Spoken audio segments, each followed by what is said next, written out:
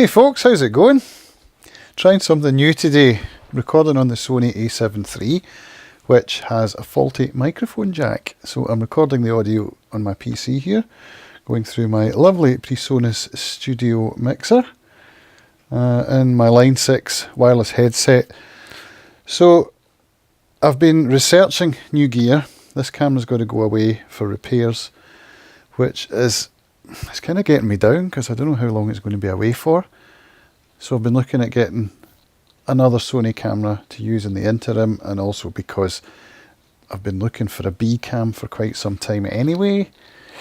So I'm looking at the Sony a6 400. What do you all think about that? One of the prime advantages of that one is that it has no recording limit in terms of time. So you can go beyond 30 minutes. Part of what I want to be doing this year is in June, I'm going to the RMMGA gathering, which is a guitar gathering down in the Cotswolds near Oxford. I'll be going to Halifax in September for the Acoustic soundboard guitar gathering.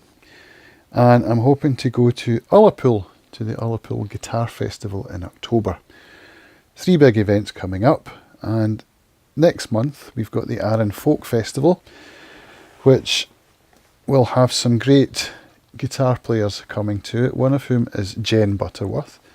She's been here before. I saw her 3 years ago, I think, when she came with Laura Beth Salter, and they're coming back this year, so I'm really excited to see them.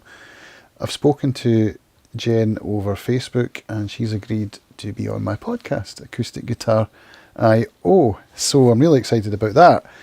That's probably going to be a breakfast meeting, I think. Possibly in Little Rock, I'm not sure.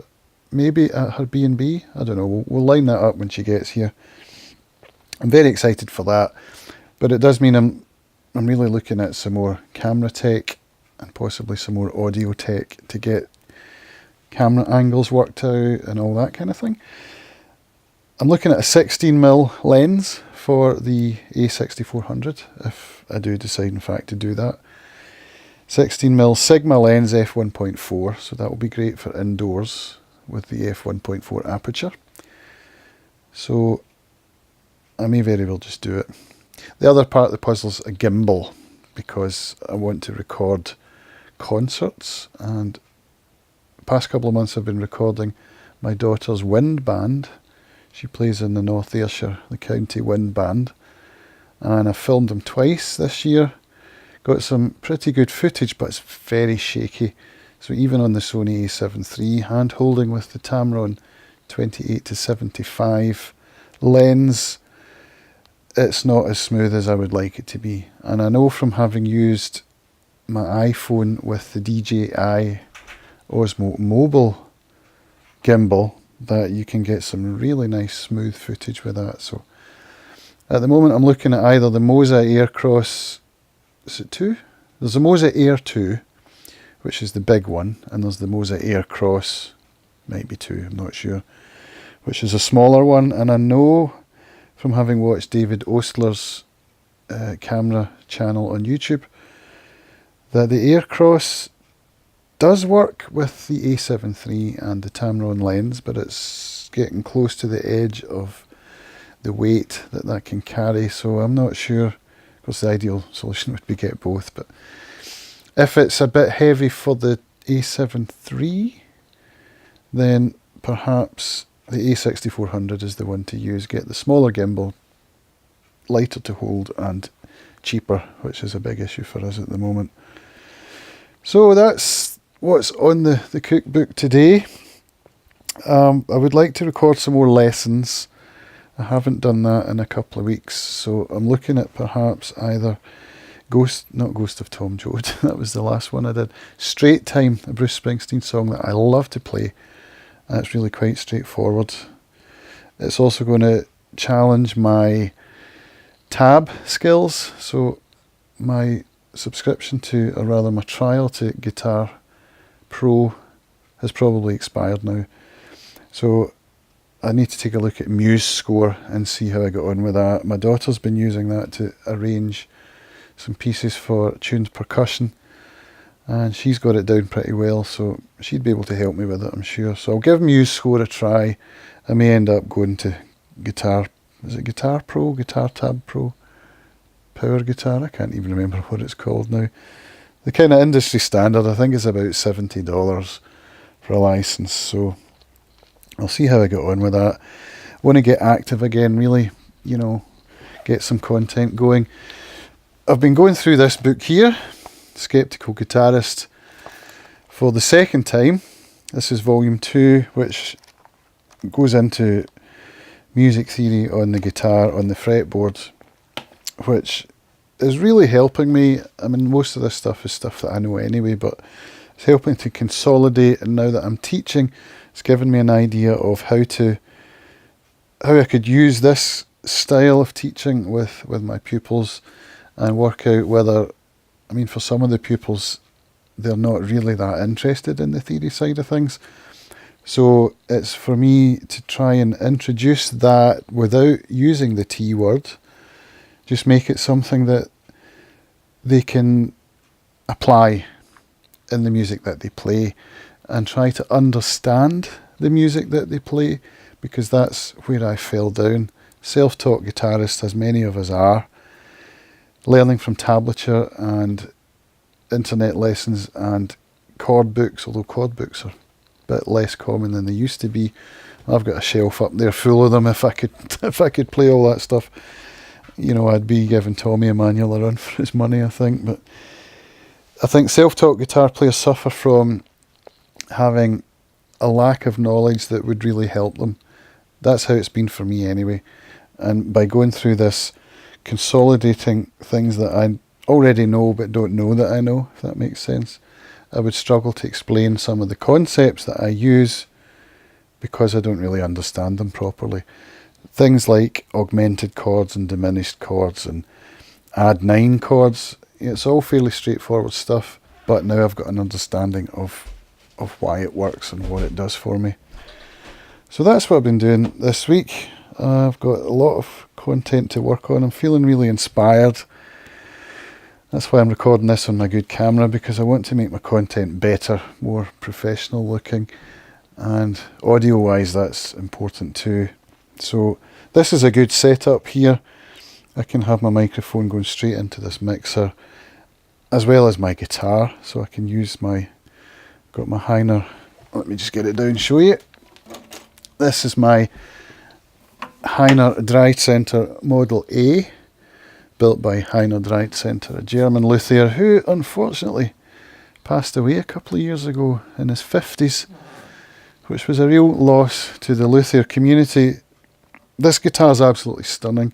It's a really good all-round guitar, and I would say it's my primary guitar. This is the one that I use for my gigs. It's got an LR Baggs Anthem pickup installed, so it's got the undersaddle here and it's got a microphone component attached to the bridge plate, and you can adjust the cutoff point between the undersaddle and the microphone. So how I like to do it is to have the undersaddle playing the bass notes and the microphone picking up the trebles, so you get a nice spread of sound without the usual quack that you get from an undersaddle transducer, and without the kind of feedback issues that you tend to get with low frequencies going into a microphone. So it's a good all-round kind of pickup. I play through an LR Baggs Venue DI, which has EQ and notch filtering, and it's a really nice preamp. It works well for me. It's got a mute button, which is great for just pulling out your plug, and it's got a boost, which I use for flat picking when I'm playing solos. So it's a really good rig. This guitar could actually use a bit of attention from a luthier. String action's a little on the high side, and some of the frets are getting quite worn, but that's not surprising. I've had this guitar, I think, for about 15 years. It's been my primary gigging guitar for 10 years, maybe longer. Yeah, you can see the way that I play. If I'm flat picking, I tend to rub the front here with these two fingers, just floating these two fingers, so it's really getting quite worn on the finish round about here, but that's just, you know, it's part of its charm, I think. It's nice to have a guitar that I love so well and that I'm not too precious about. You know what I mean? I mean, obviously I would be upset if anything were to happen to it, but I'm not precious about taking it out to gigs, and that's a really nice thing to have. So, just hang this back up. That's where I am for the moment. Teaching wise, I've got 2 private pupils. One on the back burner, he's a pupil who lives quite local and is having trouble with affording the lessons, so I'm not quite sure how to juggle that, you know what I mean? I know his parents, they're good people, but you know, I've got to make a living, so that is a concern. Pricing wise, I think I'm fairly competitive, you know, I'm trying not to overcharge. I'm charging £25 an hour for adults and £12 for 30 minutes for the young people. That would probably extend as my lessons tend to do, so they're going to get 45 minutes, I would think, for that price anyway. So yeah, teaching wise, that's all I've done so far. I've got my advert done. I published that last week. I did a wee boost on Facebook to try and get more eyeballs onto my video and make it more widespread just within this local postcode area. I may do well to put an ad in the Banner, which is the local paper, which I just happen to have last week's copy here. We don't normally get it actually because we didn't enjoy reading it much, but this week we had to get one because there we are. There's my daughter's band. There's a nice piece in the Banner. They won the National Concert Band Festival finals down at the Northern College in Manchester last Sunday before last. They went down and competed there with the National Concert Band Festival finals, and they won platinum, which was, you know, as a dad, it's just so proud. She plays French horn, and she's actually going away for an audition at the Royal Conservatoire on the 2nd of May to join the juniors, so we'll see how she gets on with that. So that's my diary of a guitar teacher for today. I'm going to get on and do some lessons now, I think. Do some probably straight time, and possibly another one I'd like to do is In the Long Run by the Staves. Fantastic band, and I did record a lesson for that. It's probably about 3 years ago now actually, and I've since improved the technique on how I play that. There was a wee discrepancy with some of the alternating thumb that they use and that I wasn't doing properly, so I think I would do well to re-record that and perhaps get it back into my repertoire for live as well. So thanks for watching, and I'll see you in the next video. Bye for now.